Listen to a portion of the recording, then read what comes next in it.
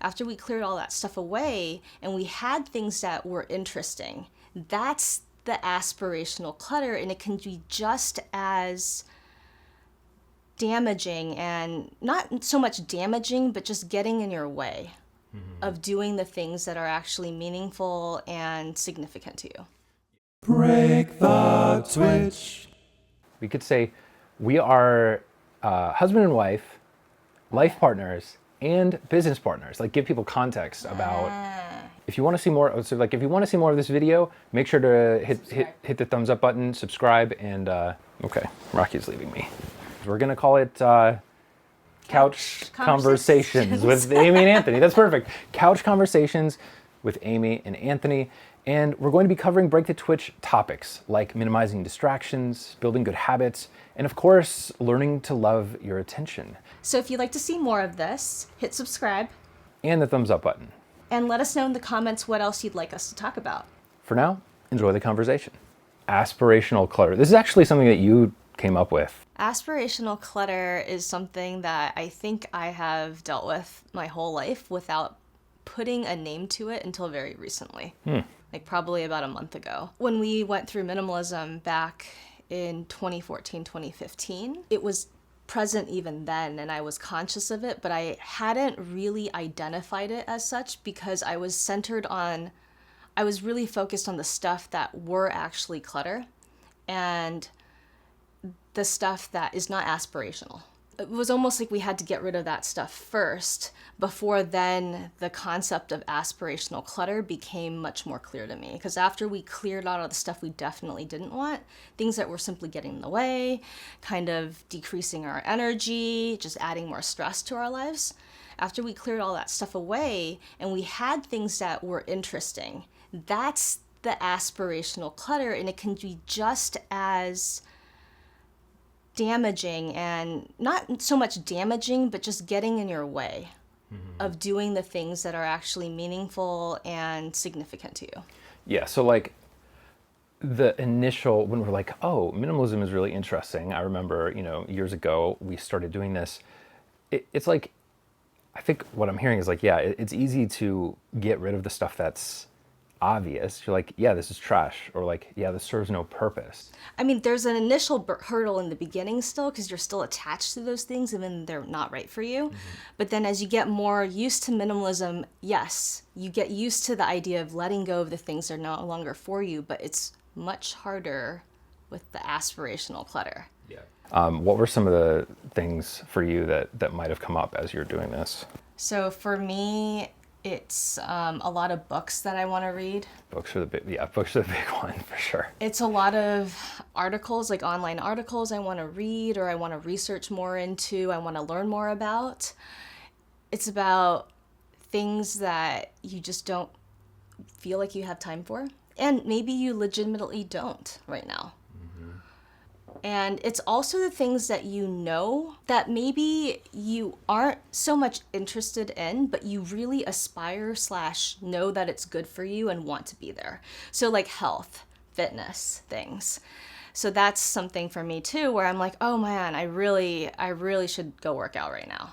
Or like, I really want to go on that walk. I want to go walk around the lake. I want to go biking. I want to do this, but then there's so many other things that you want to do. And even though it's a good thing, if you have it as clutter in your mind when you're trying to do other things, then it's no longer good. So you're like, right now you're talking about like, not even physical things, like ideological clutter. I hadn't really thought about it that way. That's interesting. For me, at least, it's not just the physical items, although it can manifest in those. Like it can translate into the books that are sitting. Purchases, books, like, yeah. The false first step, on buying a book that ends up sitting on your bookshelf or sitting on your desk and you are just looking at it and being like, I really want to read that. Like I want to read it, but I just simply have way too much going on right now. And so it can manifest in physical things, but it's also the things in your head. It could be on your to-do list. You could be writing it on your to-do list among many other things. So it's not just the physical, it can also be in other forms. It could be simply mental, an idea, things that you're holding on to.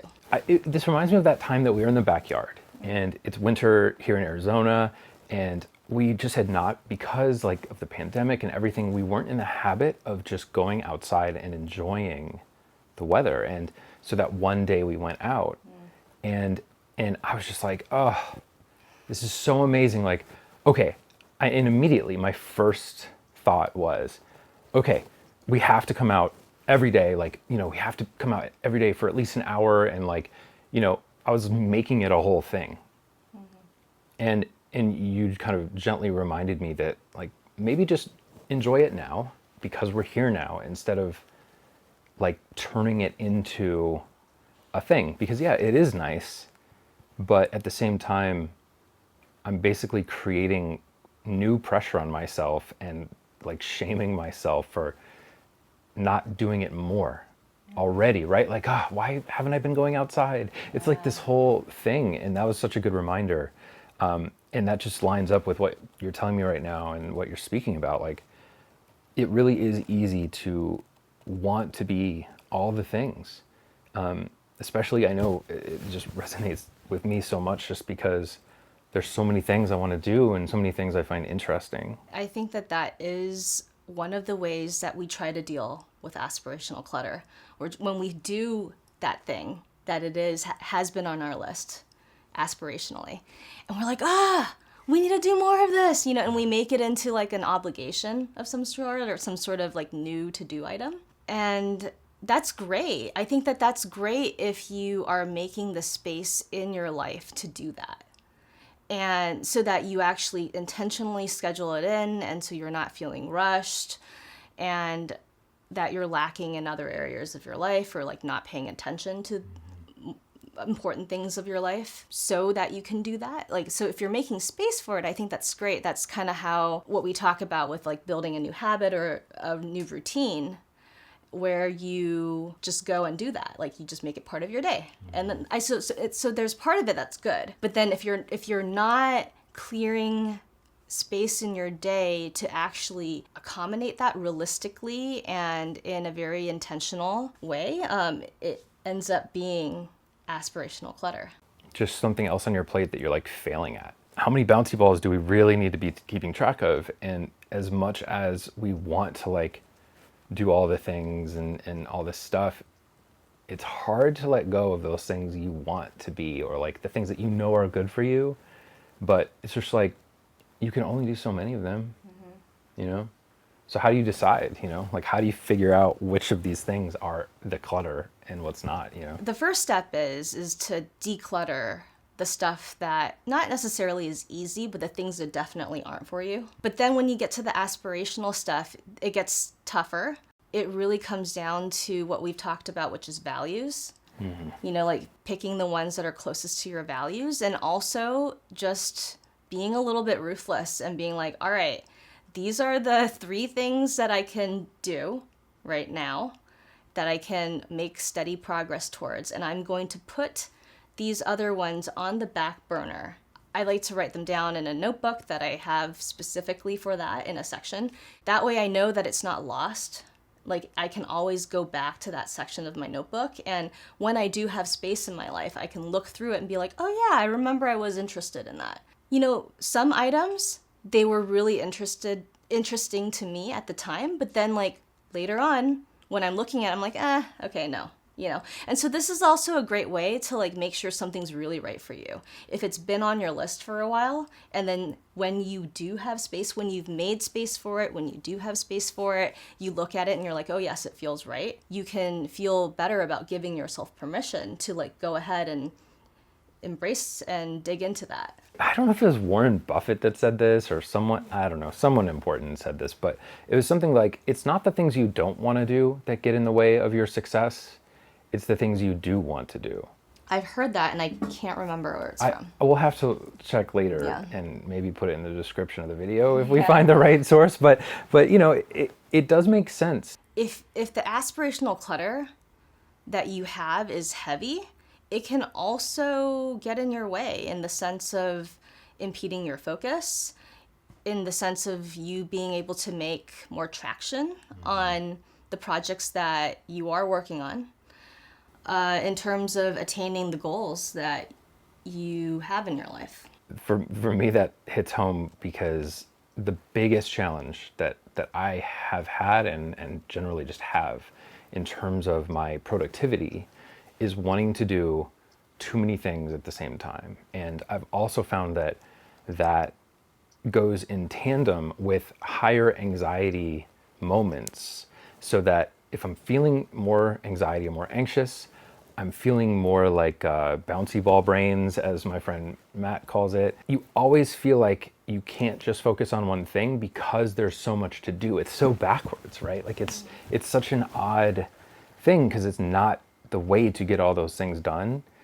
But in that moment, you're like jumping from one tab to the next and like, oh, there's this email, and then you go to your email and you have to find a code for something and then go back, but then you get caught up and it just becomes this like, you're just trying to tap into all of these aspirational things that you're trying to put on your plate and really consciously moving it either to the back burner or like how you were saying, write it down on a list and just like put it away and just know that you're not going to do it. That almost reflects the idea of just like the value of saying no. I'm going to do Instagram, like I'm going to promote my business on Instagram, but just like a little bit, like I'm not going to really do it. You still have to like think about it. You still have to make a post. You still have to see how many likes it's getting or like respond to comments. And in that sense, you're like still having to do 80% of it. So you might as well not just do it a little bit, but if you just say no and focus on, say, one other area for your business or something that seems to be more impactful for you, you eliminate an entire like clown car of just clowns popping out everywhere. Like, where are they coming from? You eliminate an entire set of possibilities of distractions, of things that would come up that you just purely don't have to deal with. So it's almost like that's what it is by writing it down somewhere else. Like, yeah, it's cool. Like, we can work on that. Maybe I shouldn't try learning Italian and Spanish at the same time, like I think this is the big question, right? How much is it worth just letting go of that aspiration to give yourself space to actually like just do your best, knowing that that's what you want? Because if you always feel like you're failing, that's what makes things so discouraging. It doesn't mean you have to stop pursuing the things you're interested in or that you want to get into, but maybe with less like anxiety and less feelings of lack of like, oh no, I need to do that, or I need to aspire to that, or else I won't be enough, or I won't feel like I'm enough, or I won't be able to get this goal, which will mean I'm this. Like, that is probably the underlying thing for me, at least, that I see, where letting go of these things bit by bit, and it's hard, but letting go of them bit by bit can be really helpful and really opening up to give you space to just focus on a few things, even if it is several, Becoming more aware of aspirational clutter and really minimizing it as much as possible and focusing helps me better able to concentrate on the things that I really want to get done. And knowing that once I've finished or like made enough progress on the things that are important to me, I can then maybe relook at the other things.